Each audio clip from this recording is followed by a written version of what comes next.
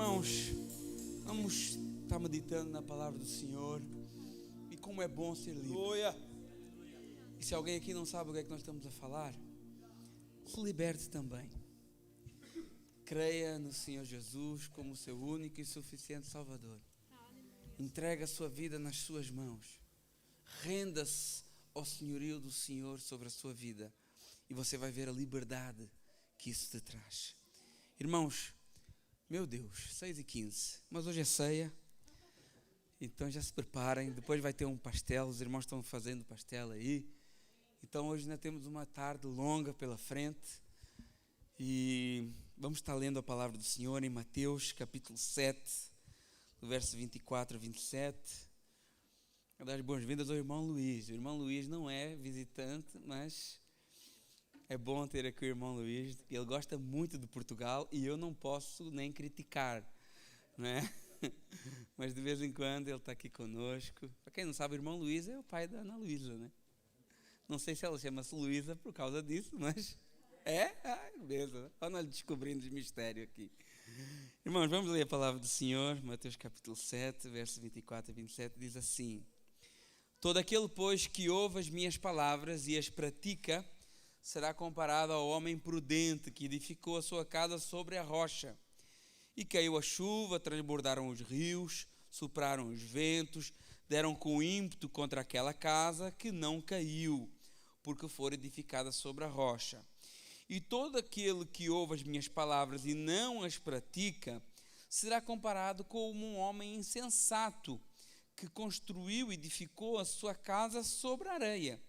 Caiu a chuva, transbordaram os rios, sopraram os ventos e deram com ímpeto contra aquela casa, e ela desabou, sendo grande a sua ruína. Amém? Vamos orar. Senhor, meu Deus e meu Pai, obrigado, Senhor, por esse momento.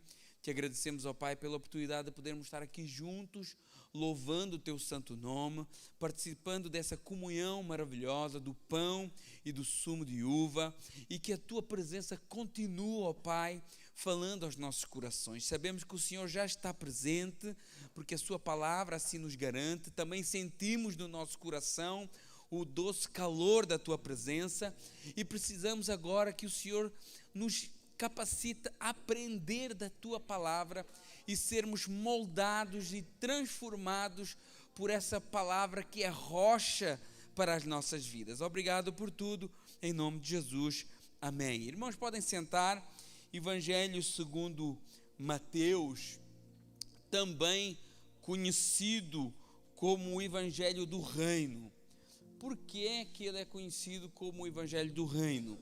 Porque ele é o Evangelho escrito principalmente para um público judaico que ansiava por um rei como Davi tinha sido.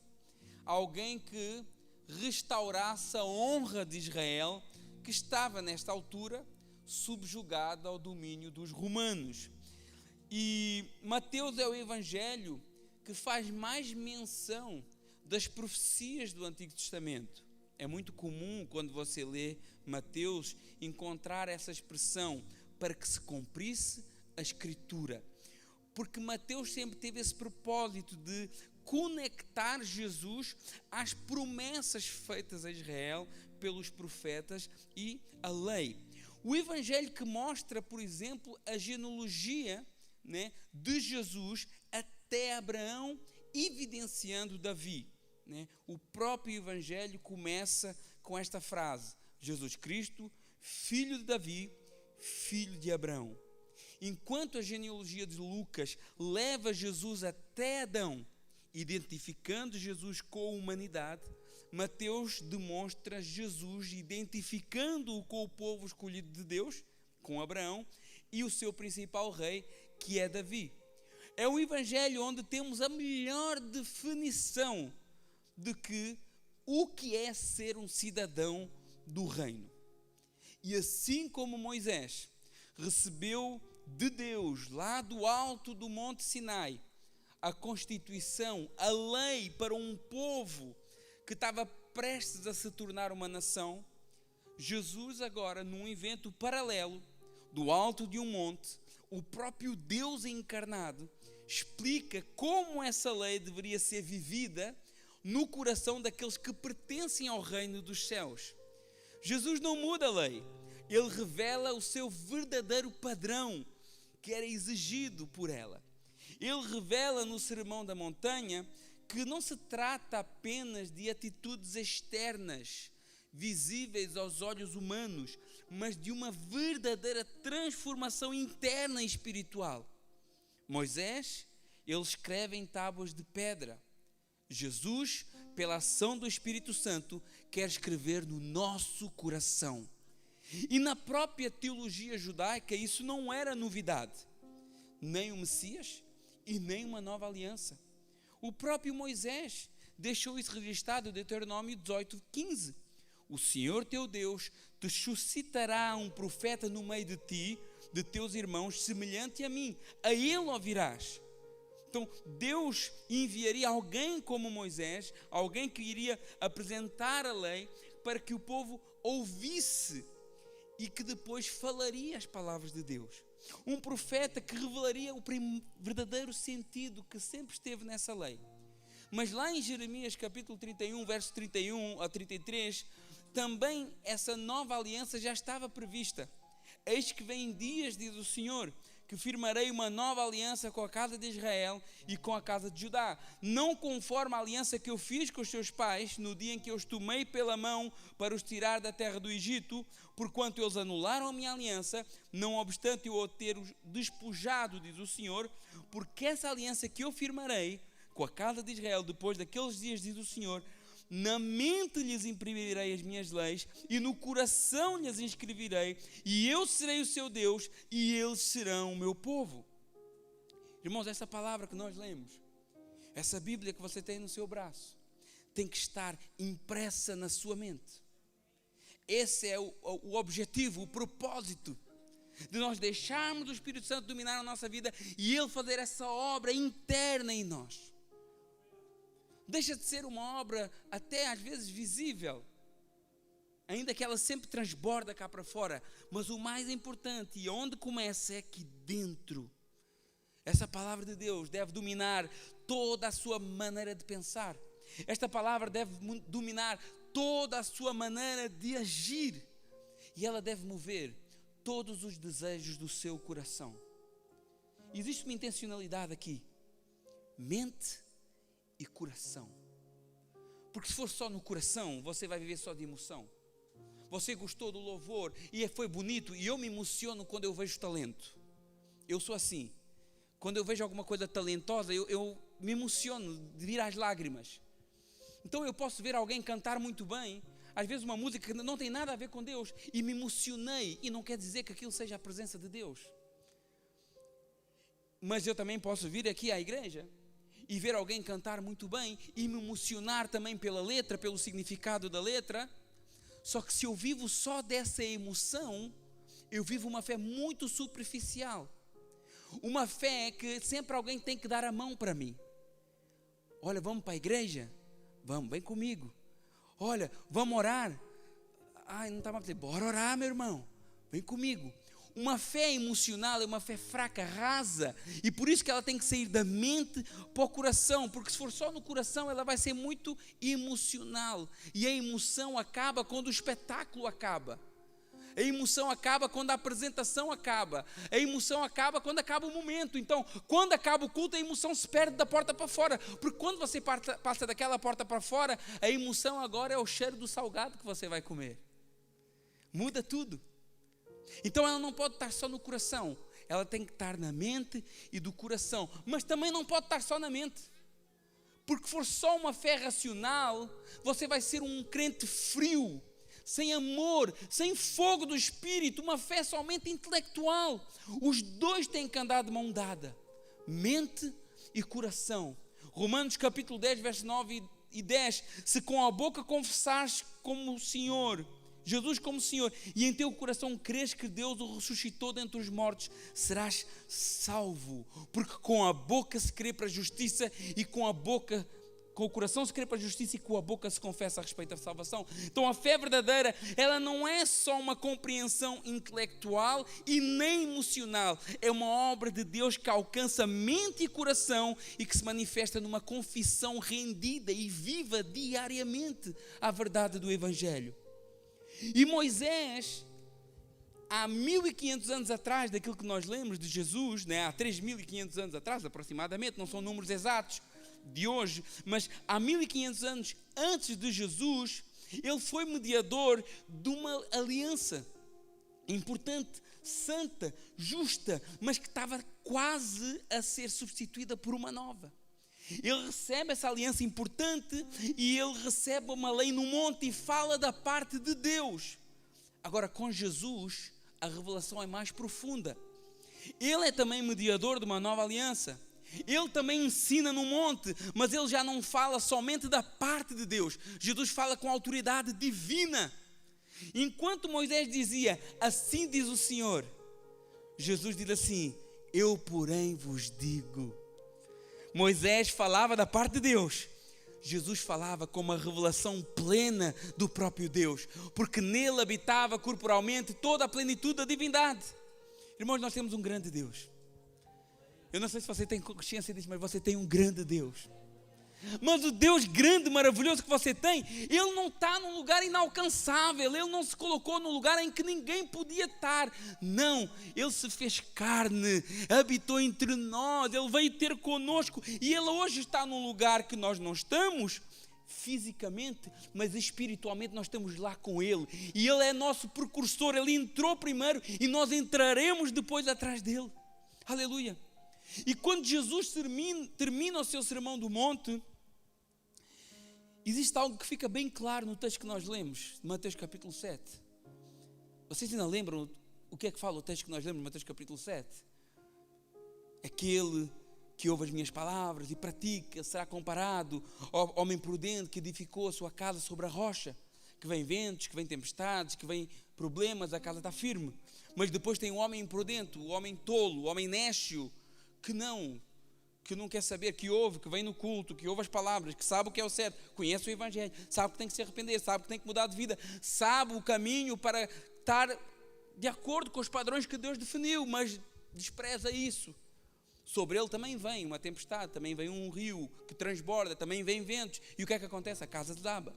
Então fica bem claro que quer para quem edificou a casa na rocha, quer para quem edificou a casa na areia, para os dois tipos de pessoas, a chuva cai. Para os dois tipos de pessoa, os rios transbordam. Para esses dois tipos de pessoas, os ventos sopram. Jesus, ele nunca iludiu ninguém. Jesus nunca enganou ninguém. Jesus nunca precisou de pintar a vida do Evangelho cor-de-rosa com florinhas e arco-íris para ganhar seguidores, para ganhar discípulos. Jesus nunca teve e nunca precisou e nunca fez promessas de prosperidade financeira. Jesus nunca teve que fazer promessas de fama, nunca teve que fazer promessas de sucesso, nunca teve que fazer promessas de popularidade neste mundo. Na realidade, quem faz isso é Satanás. E Jesus, quando falou o texto que nós lemos em Mateus capítulo 7, o final de Mateus capítulo 7, Jesus estava concluindo um dos seus mais importantes discursos. Talvez o discurso que melhor resume aquilo que o cidadão do reino deve ser. E quase um resumo de toda a ética do reino de Deus. E quando Jesus termina esse sermão da montanha, que é muito conhecido por quase toda a gente, eu acredito que todo mundo aqui já leu o sermão da montanha, né? E quando a gente lê esse sermão, quando Jesus termina de falar esse sermão, ele não disse assim, ele podia dizer assim, olha, façam tudo o que eu lhes ensino e nada de mal vai vos acontecer. É isso que Jesus falou. Ele podia dizer, olha, se vocês seguirem a minha palavra à risca, nada de mal vai acontecer. Não vai ter doenças, não vai ter perseguições, não vai ter dificuldades, a vida vai ser um mar de rosas. Mas não foi isso que ele falou. Ele deixou bem claro. Ele deixou bem claro, olha, quando vier o dia mau, e esse dia virá, fique firme nas minhas palavras. Construa a sua vida cristã nesse fundamento firme. Deixe que essas palavras que eu estou ensinando aqui sejam alicerce de tudo aquilo que você é. Deixe que as palavras de Jesus sejam o fundamento sobre o qual a sua vida está firmada. Esta semana eu estava pensando como nós temos andado longe de tudo aquilo que Jesus falou aqui nesse sermão. Muito longe. Nós pregamos sobre muitas coisas, mas pregamos muito pouco sobre o Sermão do Monte.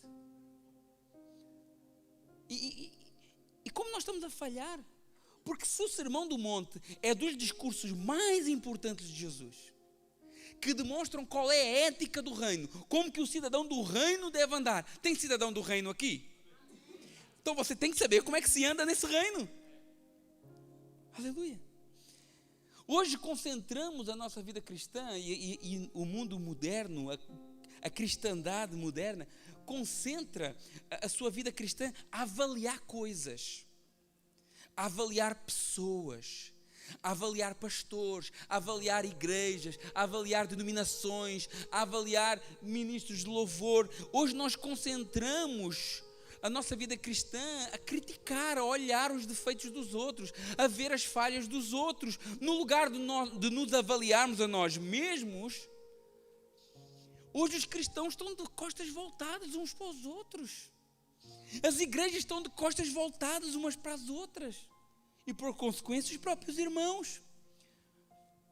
Parece que a cristandade virou o campeonato da salvação, onde cada um escolhe o seu time, cada um escolhe a sua teologia, cada um escolhe a sua visão, cada um escolhe a sua dominação, e depois lutam uns contra os outros para ver quem tem razão, para ver quem segue melhor a Bíblia, para ver quem é mais santo, para ver quem é mais espiritual, para ver quem é mais usado por Deus. E assim como no futebol, que tem milhões de adeptos de times diferentes, a cristandade está igual, como um desporto, um hobby, um evento cultural, com diferentes adeptos de diferentes times religiosos.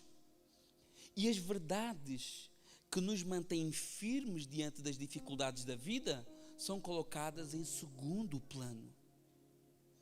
E por isso que a cristandade está como está. E por que é que eu digo cristandade e não digo cristianismo? Porque cristandade é esse sistema humano que tomou conta de algo divino, que negocia a fé, que decide quem é santo e quem não é santo, que decide quem pode louvar e quem não pode louvar, que decide quem é salvo e quem não é. Isso é a cristandade. Agora o cristianismo não. O cristianismo é aqueles que são lavados, os cristãos, eles são lavados pelo sangue do Cordeiro. O corpo místico de Cristo em todos os lugares, em todos os tempos, em todas as eras. E hoje, muitos estão seguindo um modelo gerido por homens, orgulhosos, amantes de si mesmo, como o próprio apóstolo Paulo já dizia, às vezes até com uma teologia correta, mas com um coração errado. E esse é o problema. Às vezes até com uma motivação correta, mas com o coração, uma doutrina correta, mas com o coração completamente errado. E onde Jesus quer trabalhar primeiro é exatamente dentro do nosso coração. Onde Jesus quer trabalhar primeiro é exatamente no nosso interior, no íntimo do nosso ser. Agora, cristianismo verdadeiro é aqueles que vivem pela fé no seu único e suficiente Salvador, que vivem uma vida baseada na palavra de Deus, que produz um novo nascimento, uma nova vida, que gera obediência, arrependimento, santidade. Cristianismo é vida espiritual autêntica e profunda.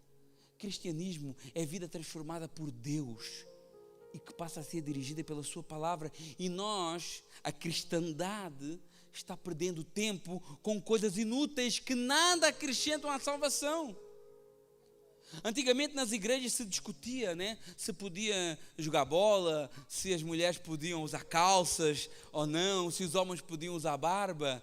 Hoje nós já ultrapassamos essas questões na maior parte das igrejas, mas levantamos outras.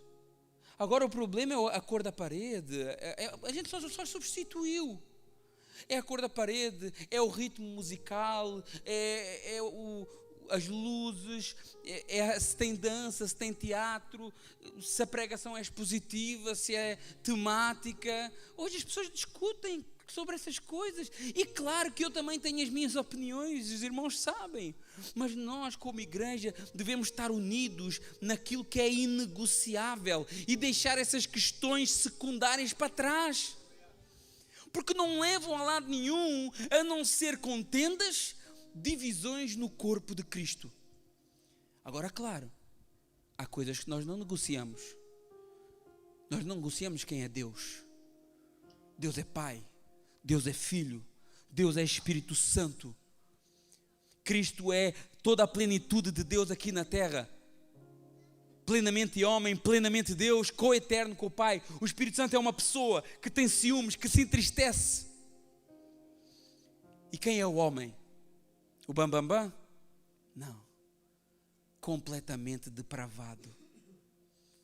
Essa é a condição humana.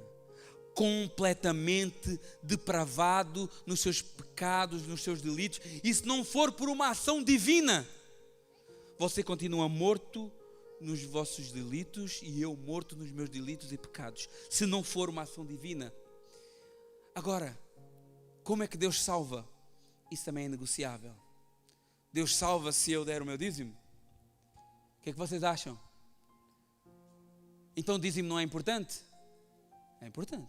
Mas Deus salva se eu der o meu dízimo? Não. Deus salva se eu vier à igreja todos os dias? Mas então não é importante vir à igreja? É importante. Deus salva se eu souber a Bíblia de trás para a frente? Não. Mas é importante eu saber. Então como é que Deus salva? Unicamente pela graça, mediante a fé em Jesus Cristo, e não por obras para que ninguém se glorie. Aleluia! É assim que Deus salva, isso nós não negociamos. E nós devemos ter, o salvo tem que ter essa total confiança na obra plena e completa de Jesus na cruz e na ressurreição. Não é como alguns pregam por aí, que Jesus está lá num juízo investigativo, investigando os pecados da humanidade desde 1844. Não, isso aí não. A obra de Jesus foi completa na cruz e definitiva. E para onde é que tudo caminha? Para melhor? O mundo caminha para melhor? Não. Mas para onde é que vai a igreja? Para o céu. Qual é o destino da igreja? O céu. E quem vem buscar a igreja? Jesus. Não há negociação. Jesus vem buscar a sua igreja. Jesus vem buscar a sua igreja. Maranata, ora vem. E qual é a evidência de fé? Porque isso também não se negocia. Qual é a evidência de fé? Eu vir com terno? Nossa, pastor, agora está um pouquinho mais santo, né? Porque agora já traz uns casacos. Antes era só camisa e... O pastor está mais santo. É essa a evidência de fé? Não. Eu me converti há uns dias para cá. Qual é que é a evidência de fé? É você andar com a Bíblia debaixo do braço? Não. A evidência de fé é você ser totalmente dependente de Jesus. Uma vida santa. Uma vida entregue a Jesus verdadeiramente. Essa é a evidência de que a sua fé não é só uma fé nominal. Não é só uma fé de censo. Né? Porque a gente faz os censos nos nossos países, aí no censo diz lá qual é a religião, né? Uma série de perguntas, a gente coloca lá cristão, mas às vezes não conhece nem quem é Jesus, mas colocou lá cristão. Aí nós temos no mundo, né, 2 bilhões de cristãos, mas se a gente for passar numa peneira, se calhar não dá nem 500 mil.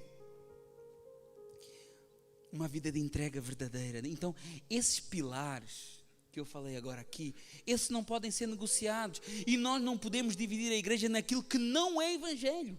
O que eu falei é evangelho. Agora, aquilo que não é evangelho, a igreja não pode ser dividida.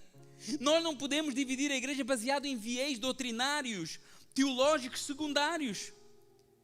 Irmão, nós temos que entender uma coisa: o alvo da igreja não é uniformidade total, em que todos têm que falar do mesmo jeito, vestir do mesmo jeito, pensar do mesmo jeito. Não, isso é lá, tem uma igreja aí que os pastores falam todos iguais, né? Daquele homem que tem as mãos assim, né?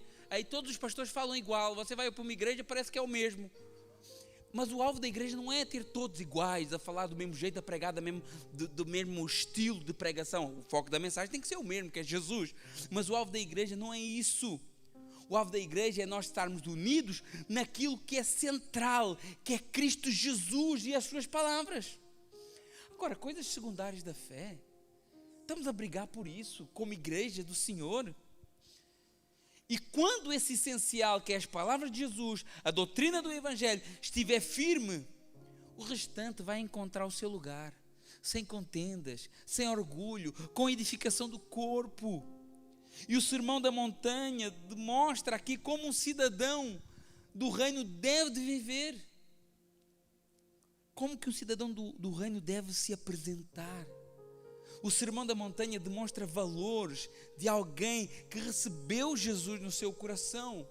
Nós discutimos tantas coisas inúteis e duvidosas e às vezes não discutimos palavras de Jesus importantes para nós. Neste sermão, Jesus fala de 3 aspectos da vida cristã. No capítulo 5, ele vai falar da identidade do cristão. No capítulo 6, ele vai falar da espiritualidade do cristão. E do capítulo 7, ele vai falar do discernimento do cristão. E eu programei para falar de tudo isso, mas não consegui sair do capítulo 5. E eu queria ler um pouquinho do capítulo 5 e meditarmos um pouquinho de como começa esse sermão tão importante. Como começa essa mensagem de Jesus tão importante para nós como igreja. Se tiver a Bíblia, abra a sua Bíblia, Mateus capítulo 5. E Jesus começa falando aqui, eu vou entrar agora no texto.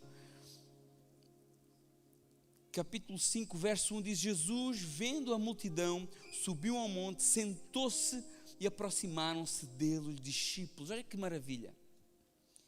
Os discípulos e Jesus sentados para ouvir a palavra de Deus. Como vocês estão aqui agora também. Vocês não vieram aqui para ouvir o Antônio? Eu espero que não. Se você veio aqui ouvir o Antônio, você vai sair daqui muito desiludido. Porque o Antônio de si mesmo não tem nada para oferecer. As palavras que o Antônio prega aqui, ele é tão carente delas como quem as ouve. E esses discípulos, eles sentaram junto com Jesus para ouvir o Rei dos Reis, o Senhor dos Senhores. A palavra encarnada estava ali com eles. E João diz: olha, nós tocamos, nós sentimos, nós vimos a palavra da vida, ele estava entre nós. Hoje nós não temos esse privilégio de tocar, né, e de ver com os nossos olhos físicos, mas nós temos o privilégio de ser ministrados pela mesma palavra. Pela mesma palavra. A mesma palavra que Jesus falou há 2000 anos atrás para esses discípulos, ele fala hoje aqui em Ponto Combo, em outros momentos, em outras igrejas espalhadas pelo mundo afora, e o peso dela é a mesma. Não pense que o peso hoje é menor. Não. O peso é a mesma, porque pode passar céus e terra, mas a minha palavra permanece para sempre, diz o Senhor. Então, às vezes nós pensamos, aquele povo lá teve um privilégio muito grande. É verdade, eles tiveram um privilégio grande, é verdade, de estar com Jesus, de ver Jesus, né? Hoje nós só podemos imaginar como era Jesus, aquelas imagens do renascentismo, daqueles quadros que tentam mostrar um Jesus que talvez não tem nada a ver com aquilo, mas esses discípulos, eles estavam ali com eles, né? Realmente foi um privilégio muito grande, mas aquilo que importava e que era importante eram as palavras de Jesus. E as palavras de Jesus, do mesmo jeito que estavam lá, estão hoje aqui em Ponto Combo. O pregador não é tão bom como Jesus. Obviamente Jesus foi o melhor pregador do mundo, de sempre. Mas o poder não está no pregador, o poder está na palavra de Deus que ele carrega. E aqueles homens sentaram-se para ouvir a palavra de Deus e abrindo a boca, os ensinando, dizendo. Jesus começa dizendo, olha, felizes, bem-aventurados significa isso, feliz, bem-aventurado, feliz os humildes de espírito. Já começa com uma facada nas costas, mas como assim, Jesus? Mas o reino não é grandioso, o reino não é poderoso, não é? Não é um reino eterno. Porque o padrão que nós temos de reino é o reino lá de Salomão, de Davi. Não é esse reino que você vem restaurar. Um reino onde havia toneladas e toneladas e toneladas e toneladas de ouro. Onde a prata, a Bíblia diz, quem está na leitura, a Bíblia passou por esse texto, diz que a prata era algo comum. De tanta prata que havia nesse reino, que era o reino que eles ambicionavam, a prata era algo comum. Algo normal, algo corriqueiro. Aí ele vem e diz assim, vocês têm que ser humildes. E claro que essa humildade também não tem a ver só com a questão financeira, né? Mas ele vem dizendo, olha, vocês que se acham dignos, vocês que se acham o povo da promessa, vocês que acham que têm os oráculos de Deus, vocês que acham que são o povo exclusivo, olha, humildade. Não pensem que alguém se chega diante de Deus com um currículo acadêmico. Não pensem que alguém chega diante de Deus por ser de uma família tal, XY. Não pensem que alguém chega diante de Deus porque, olha, eu já ganhei tantas almas para Cristo. Não. Jesus diz, olha, humildade. Não se coloquem diante de Deus. Não ajam como cidadãos desse reino, com soberba, achando que são alguma coisa diante dos outros, achando que são superiores, porque no reino de Deus o maior é o que se faz menor. E Jesus começa a dizer, olha, humildes de espírito, cheguem-se diante de Deus com temor, com simplicidade, com obediência, humildes com santo temor. Ele diz, olha, bem-aventurados os humildes de espírito, porque Deus é o reino de Deus. Bem-aventurados os que choram. Como assim? Porque a palavra ali, bem-aventurado, pode significar feliz. Feliz o que chora. Porque quem chora não está feliz. Quem chora está triste.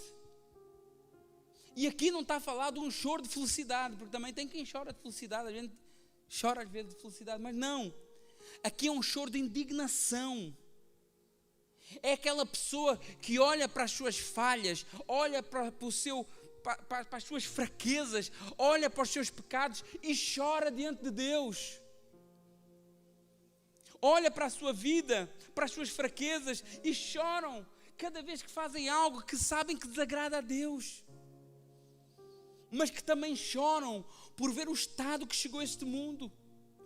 Que também choram diante da depravação que a humanidade está, que choram diante da miséria que chegou ao ser humano. Eu não sei se você consegue olhar para as notícias, para aquilo que se passa no mundo, para aquilo que a gente vê, às vezes na própria igreja, às vezes perto, no próprio país, e não chorar, e não ficar triste, e não ficar indignado com o estado de depravação que o mundo chegou. Onde o certo é errado, o errado está sendo certo. E Jesus diz, olha, bem-aventurado aqueles que choram, indignados, esses serão consolados. Um dia toda a maldade, sofrimento humano vai ser aniquilado. Apocalipse 21, verso 4, ele limpará dos olhos toda a lágrima, não haverá mais morte, pranto, nem clamor, nem dor. Aleluia. Bem-aventurados os mansos. Como assim? Aqueles que controlam os seus impulsos carnais em relação ao próximo. Aquele que não anda sempre com 5 pedras na mão para atirar para quem o ofende. Aquele que não tem a sua confiança na força do seu argumento. Aquele que não tem a sua confiança na força do seu braço, mas que descansa na verdade que ele vive. Que descansa na vida íntegra diante de Deus que ele tem. que descansa na esperança viva de glória eterna, mesmo em meio a acusações, em meio a dificuldades. Bem-aventurados os mansos. O manso que às vezes até passa por totó. Um manso que às vezes até passa por mané. Até passa por passivo. Até passa por sonso. Mas na realidade é manso e entendeu quem luta as suas causas. Entendeu quem luta as suas dificuldades, as suas lutas. E os mansos herdarão a terra. Bem-aventurados os que têm fome de justiça, porque são justos e entenderam a justificação de que foram alvo. Uma justiça que não procede de homens, mas procede de Deus.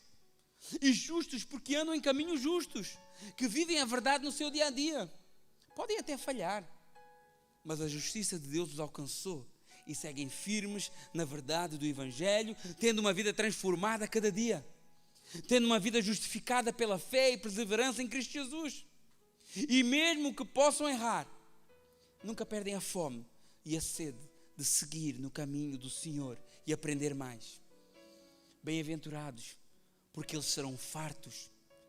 Bem-aventurados os misericordiosos, que têm um olhar de misericórdia e compaixão para com o próximo. Esses foram os que entenderam o Evangelho. Porque quem não tem misericórdia não entendeu o Evangelho.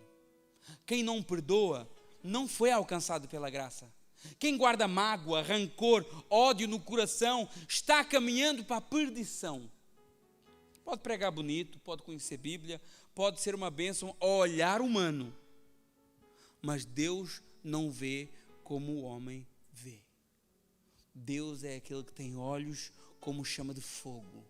Jesus é a palavra encarnada, que é viva, que é eficaz, mais cortante do que qualquer espada de 2 gumes, penetra a divisão da alma e do espírito, juntas e medulas, apta para discernir pensamentos e propósitos do coração. E não há nenhuma criatura que seja manifesta na sua presença. Pelo contrário, todas as coisas estão descobertas e patentes aos olhos daquele a quem temos que prestar contas. Repare que os escritores hebreus não estão a falar exclusivamente da letra, mas do verbo encarnado. Deus vê a misericórdia no seu coração, mas Deus também vê a falta de misericórdia.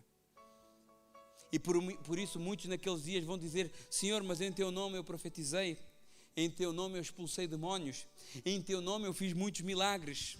Mas Jesus não conhecia aqueles, porque ele tinha avisado lá em Mateus 6, também no Sermão do Monte, versos 14 e 15, se perdoardes aos homens as suas ofensas, também o vosso Pai Celeste vos perdoará. Se porém não perdoardes, tampouco o vosso Pai vos perdoará. Aleluia. Ninguém compra a salvação perdoando o próximo, mas o seu perdão revela que você entendeu o perdão de Deus sobre a sua vida. E esses que são misericordiosos, o que é que eles alcançarão? Misericórdia.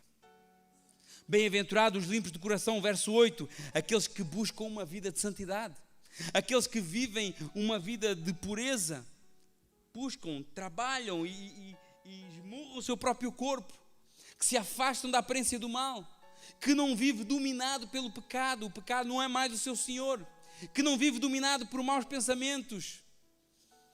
Bem-aventurados os limpos de coração. Jesus certa vez falou: olha, a boca fala do que o coração está cheio, que o homem bom tira do tesouro bom coisas boas, mas o homem mau do mau tesouro tira coisas más. Isso dá para nós fazermos uma análise da nossa vida. Isso dá para nós vermos como é que está o nosso coração. Isso dá para ver se o seu coração, o meu coração está limpo ou está sujo. O que é que você tem tirado desse bom tesouro? O que é que você tem falado? O que é que você tem preferido? Que tipo de palavras saem da sua boca? O que é que domina os assuntos em que você se envolve? Que tipo de tesouro está guardado no seu coração? Tesouro bom ou tesouro mau? Palavras torpes, incentivo à violência, mentiras, difamações. Tudo isso sai de um coração sujo, um mau tesouro. Pessoas que com um coração sujo difamam, mentem, falam mal, fofocam e na realidade elas só estão projetando nos outros uma realidade que é delas. Um coração sujo, pessoas que veem maldade em tudo, que desconfia de tudo, que pensa sempre mal sobre todos. E isso não é zelo e nem prudência e nem desconfiança, é um reflexo do seu próprio coração que não se sujeitou à graça de Deus. Tito capítulo 1 verso 15, 16 diz assim, olha, todas as coisas são puras para os puros, todavia para os impuros e descrentes nada é puro, porque tanto a mente como a consciência deles estão corrompida. No tocante a Deus, eles professam conhecê-lo, entretanto o negam por suas obras e por isso são abomináveis, desobedientes e reprovados para toda a boa obra. Muita gente abominável, muita gente desonesto, desobediente e reprovável. E isso facilmente é identificável pela maneira que falam, disseminando o mal disfarçado de bem. Mas os puros, os que deixaram o amor de Deus dominar sua vida e lavar o seu coração mau, esses, como diz a palavra, verão a Deus. Bem-aventurados os pacificadores, verso 9, que buscam sempre unir, que buscam sempre apaziguar, não é apagar fogo com gasolina. Aqueles que tentam chamar ambas as partes à razão, que buscam sempre o caminho da reconciliação, aqueles que sempre aconselham a andar mais uma milha. Esses são os pacificadores, aqueles que promovem a paz de Deus. Por que eles promovem a paz de Deus? Porque eles têm a paz de Deus nos seus corações. Se você não tem a paz de Deus no seu coração, como que você vai promover a paz de Deus?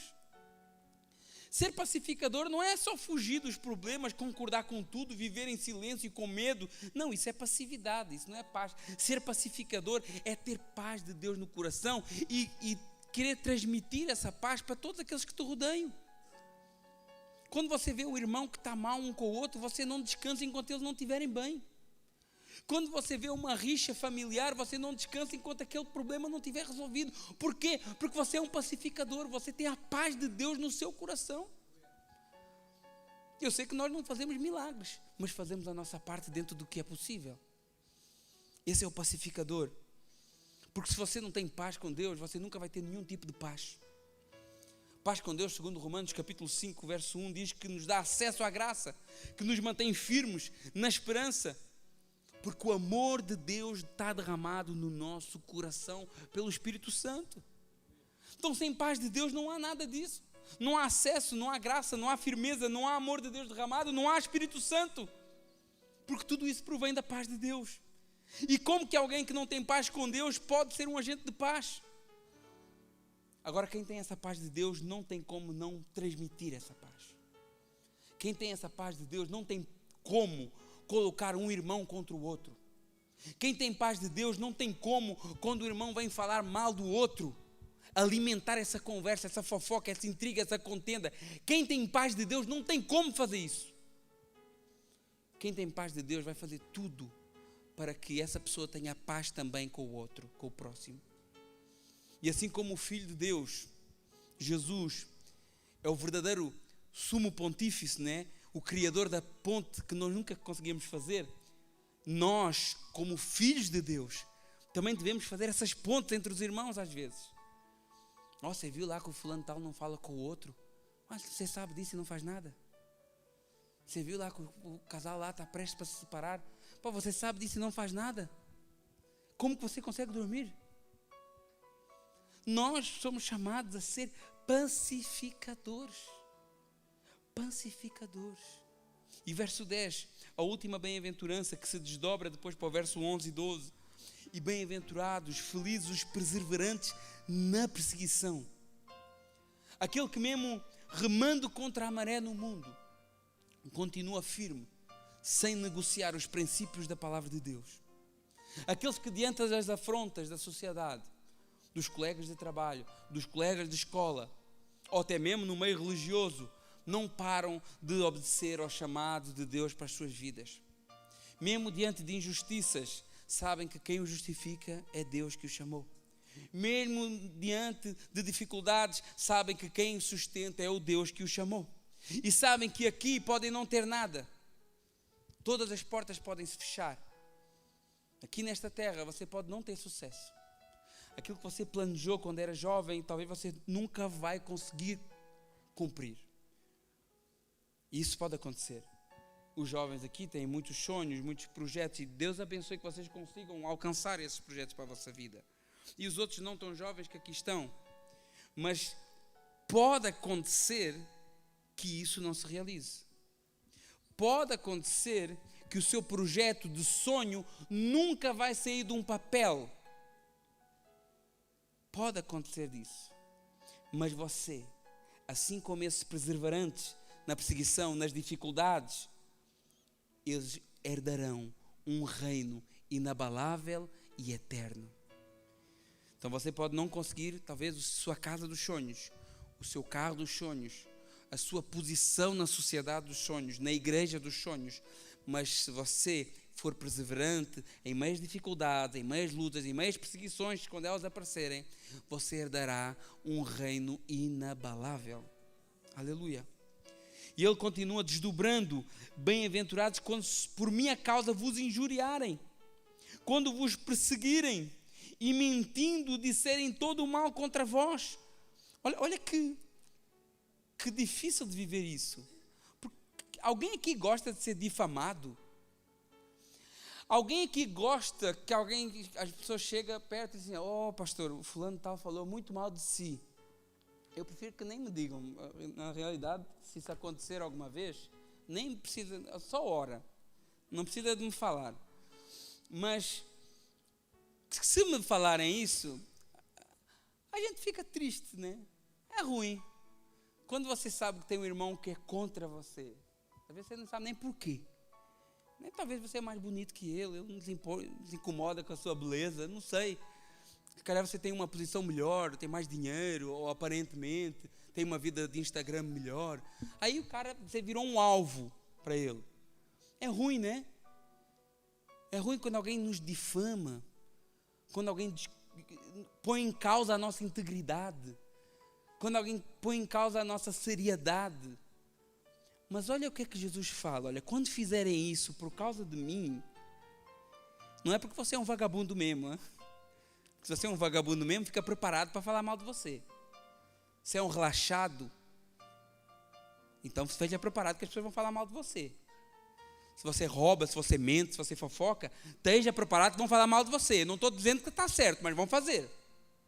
Agora, se por causa de Jesus falam mal de você, se porque você defende uma verdade inabalável, séria, verdade de Deus, mentirem contra você, se por causa da sua vida cristã, do seu zelo por Deus, te perseguirem, Jesus diz algo extraordinário, diz assim no verso 2: alegrai-vos e exultai-vos.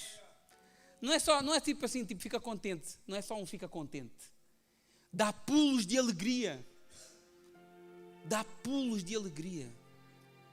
Irmãos, no outro dia eu ouvi uma história de um tipo que estava pregando a palavra. Eu não sei nem o nome, nem pormenor, mas eu só sei o foco da história. Aí ele estava pregando a palavra e alguém me mandou uma pedra. Ele estava pregando na rua.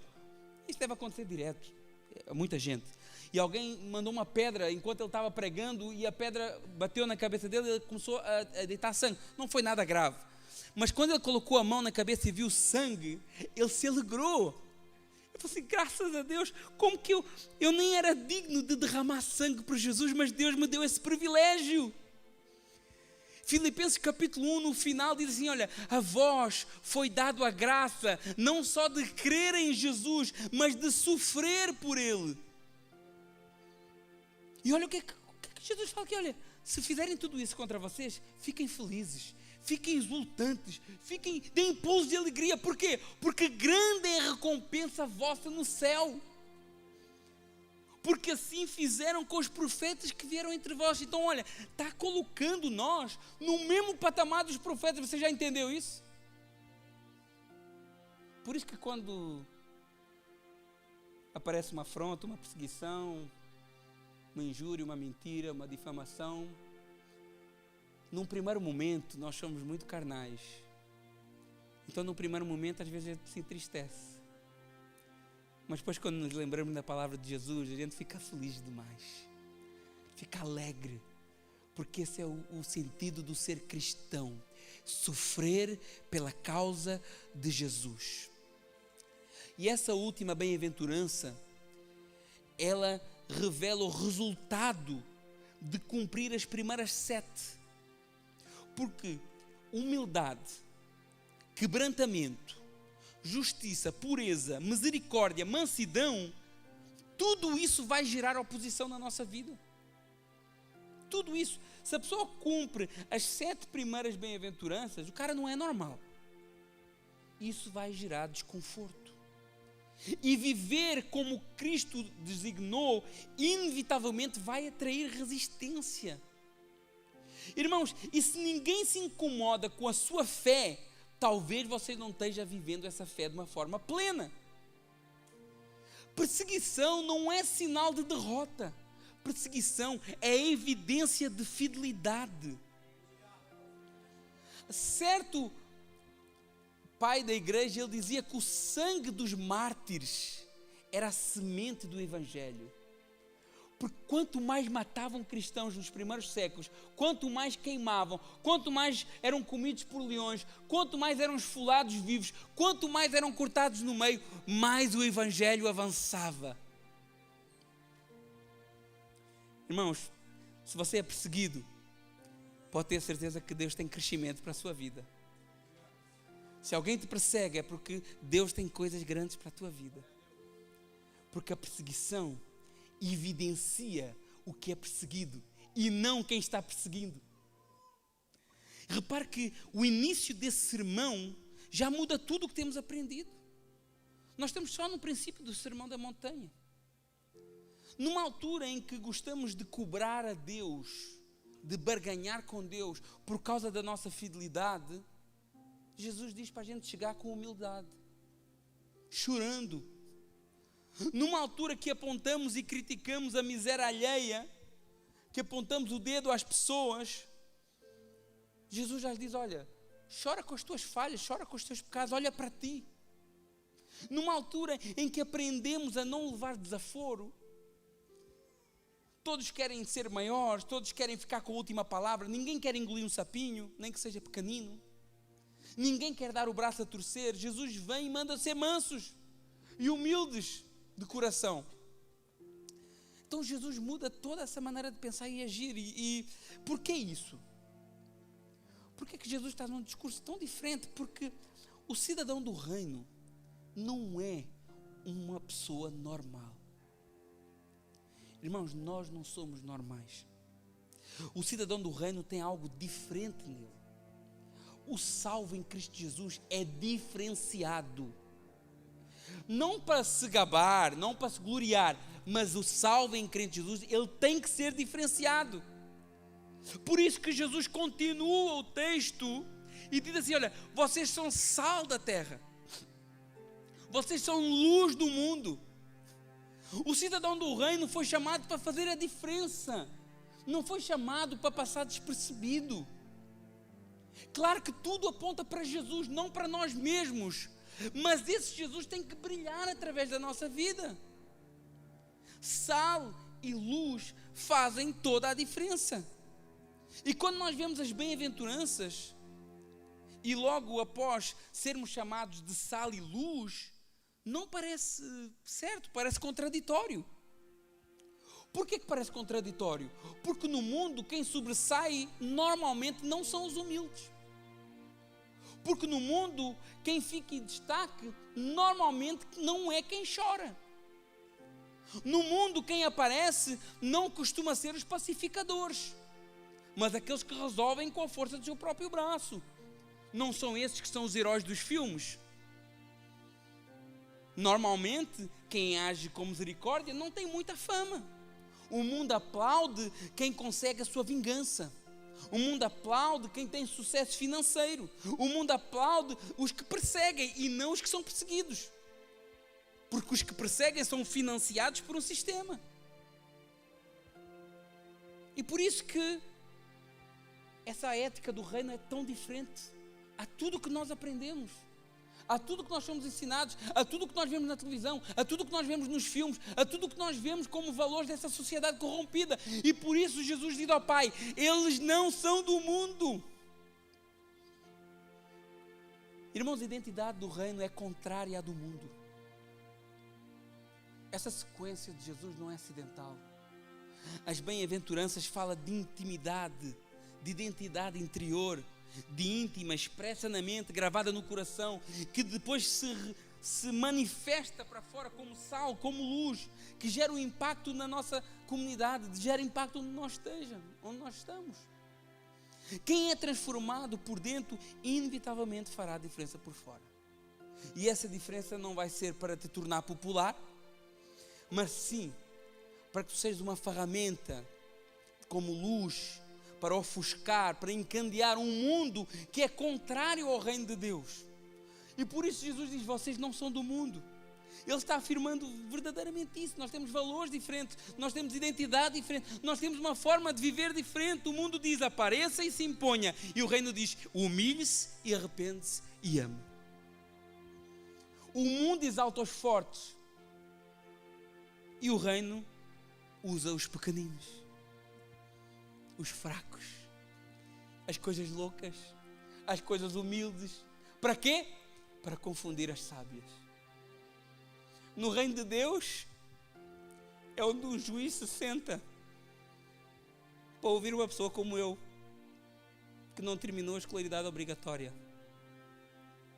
No reino de Deus é assim, onde um presidente se senta para ouvir um semi-analfabeto falar das grandezas de Deus. O reino de Deus é completamente contrário àquilo que nós pensamos e vivemos, e depois nós queremos transformar o reino de Deus em algo que nós gostaríamos que fosse. Porque eu gostaria de ter sucesso, eu gostaria de ter dinheiro, eu gostaria de poder mandar, eu gostaria de ter todas as condições, ser famoso, mas isso não é o reino de Deus. O reino de Deus é o oposto disso tudo. E nós não podemos transformar a igreja e o reino de Deus naquilo que Jesus garantiu que não é. E é justamente por sermos assim, diferentes, que nos tornamos sal e luz. A diferença do cristão não está na força que ele demonstra, mas está na transformação que ele carrega. E é essa transformação que impacta o mundo. Não existe nada mais impactante do que a vida de uma pessoa transformada. Não existe nada mais impactante do que a vida de um cidadão do reino. E por isso Jesus diz: vocês têm que ser sal e terra. Jesus está falando conosco hoje aqui, com os discípulos aqui hoje. Que tipo de sal você tem sido? Qual é o sal que você tem? Um sal que influencia ou um sal que é influenciado? Jovens, vocês têm influenciado os vossos amigos, a vossa escola, o lugar onde vocês estão? Adultos, vocês têm sido influência? Porque o sal muda tudo. O sal muda tudo. Que tipo de sal nós temos sido?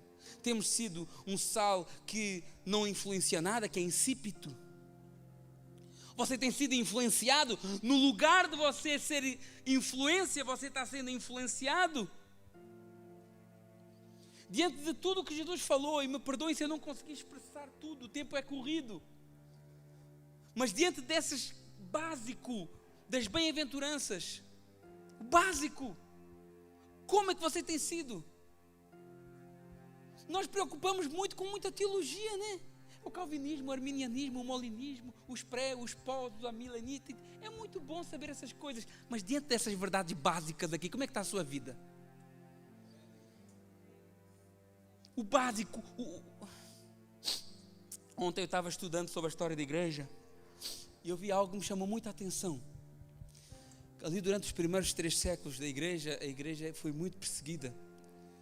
Até ao princípio do 4º século, em que ela depois foi autorizada, e depois no ano 380 que ela foi oficialmente introduzida como religião do Estado. Mas nos primeiros 3 séculos ela foi muito perseguida no tempo da perseguição romana. Só que sabe uma coisa que é muito importante, muito interessante da gente pensar aqui, que muda um bocado como nós encaramos esse tempo? É que O problema naquela altura não era ser cristão. E vocês agora podem ficar, o pastor está doido. Mas é verdade. O problema não era ser cristão. O problema era ser só cristão. Porque se você dissesse que era cristão, mas também prestasse culto a César ou a qualquer outro deus do panteão romano, estava tudo certo. Você ganhava um documento que se chama libelo. Depois vocês pesquisam no Google ou no ChatGPT. Você ganhava um documento que se chama libelo. E aquele documento permitia você exercer a sua religiosidade. Porque você, com aquele documento, já tinha negado Jesus como o único Senhor. Aquele documento era a prova que você já tinha queimado incenso a César. Então, na igreja havia pessoas assim. Pessoas que tinham documento e pessoas que não tinham. Pessoas que já tinham negado Jesus por medo, porque não aguentaram a pressão, e que tinham um documento que hoje permitia eles exercer o seu cristianismo, e pessoas que, se entrasse um batalhão do Império Romano, iam passar pelo mesmo teste. Você nega Jesus? Nego. Não, eu queimo incenso a César. Então está aqui o teu libelo, carimbo, toma, guarda no bolso. Quando aparecer a guarda, se apresenta. Olha, vocês já sabiam disso aí? Então o problema não era ser só cristão, o problema não era ser cristão, o problema era ser só cristão. Porque não foi só o cristianismo que foi proibido, o judaísmo também. Por quê? Porque são religiões monoteístas, que só adoram um único Deus. Então todo aquele que era cristão, que só tinha um único Deus, não podia, porque tinha que adorar César também, tinha que adorar os deuses romanos também. Agora, se você vendesse a sua fé, você ganhava um documento. Quando chegava a guarda, não, eu tenho um libelo. Então você pode ir. E você tem? Eu não tenho. Você vai negar Jesus? Não nego. Então vai para a Arena dos Leões. Então vemos como às vezes alguns andam com um documento aí, né? Um documento em que aqui ninguém sabe, né? O documento está no bolso. No vosso caso está no coração de alguns.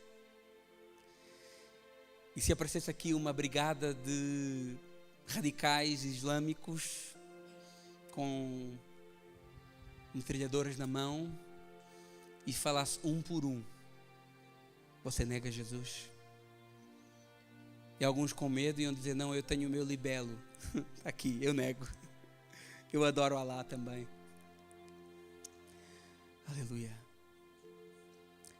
O objetivo do diabo nem sempre é te tirar do cristianismo, mas é fazer com que você levante outros deuses na sua vida. Hoje o maior problema é a influência que o mundo tem na igreja. Como naquele tempo. Havia muitas pessoas na igreja que já estavam contaminadas pelo sistema romano. E tinham documentos para poder safar o seu pescoço, né? E quando nós começamos a adorar a Deus, as coisas do mundo, quando nós vamos levantando outros deuses, a nossa caminhada cristã começa a ser em busca das coisas desta terra, levantando deuses atrás de deuses. E Deus é bem claro, eu sou o Senhor teu Deus, que te tirei da escravidão do Egito, da escravidão do pecado e da casa da servidão. Você era servo de Satanás, não tenha outros deuses diante de mim. Não deixem que o mundo te influencie. Não seja um sal sem sabor que só serve para ser pisado. Seja um sal que influencia o ambiente onde você coloca, onde você é colocado. Um sal que preserva. Eu lembro-me que a minha mãe não tinha frigorífico. Na altura não havia frigorífico. Havia, mas a minha mãe não era muito pobre, não tinha frigorífico. O que a gente fazia? A gente comprava carne e conservava a carne no sal. Talvez alguns são desse tempo aqui. Hoje se usa esse processo, por exemplo, o bacalhau muito, né? Você tem sido esse sal que tem conservado os valores da palavra, os valores de Deus, os valores do reino. Qual é o impacto que você tem? Você está sendo um agente de conservação ou um agente de corrupção? Porque tem os irmãos que são mais um agente de corrupção do que conservação, se pode chamar de irmãos. Você está perseverando na boa doutrina, nos valores da palavra, ou estamos corrompendo o nosso testemunho cristão? O cristão tem essa incumbência, esse mandamento de ser sal, de ser luz no mundo em trevas. O cristão tem que fazer diferença por onde passa. Onde houver mentira, o cristão tem que levar a verdade. Onde houver ódio, o cristão tem que levar o amor. Onde houver tristeza, o cristão tem que levar alegria. Vocês são luz do mundo. Não se pode esconder uma cidade situada num monte, nem se acende uma lamparina para colocá-la debaixo do cesto. Saia debaixo do cesto. Saia debaixo do cesto e se coloque num lugar adequado para que a sua luz brilhe e todos na casa vejam. E assim brilha a luz de vocês diante dos outros, para que quando vejam as vossas boas obras, glorifiquem a quem? A vocês? A mim? Ao Pai de vocês que está nos céus. Vamos ficar de pé. Aleluia. Glória a Deus.